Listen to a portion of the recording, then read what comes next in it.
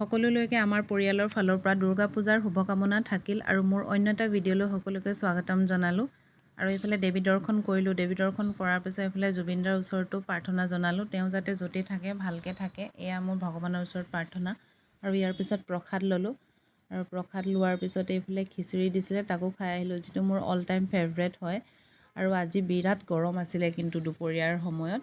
ইফালে আৰু আন এখন পূজা মণ্ডপলৈ আহিলোঁ। ইয়াতে ইণ্ডিয়া গেটখন দেখাইছে, ভাল লাগিছে দেখিবলৈ। আৰু মাৰ দৰ্শন কৰিলোঁ। আৰু ইয়াৰ পিছতে সন্ধিয়া সময়ত আকৌ এপাক ওলাই আহিলোঁ। নাহোঁ বুলি ভাবিছিলোঁ, কিন্তু বেটা বোলে আকৌ ওলাই আহিম বুলি কৈছে, তাৰ লগতে আকৌ এপাক ওলাই আহিলোঁ। খুব ধুনীয়া লাগিছে, ৰাস্তাটো খুব ধুনীয়াকৈ সজাইছে। আৰু এয়া মণ্ডপ চাওকচোন কি ধুনীয়া লাগিছে দেখিবলৈ।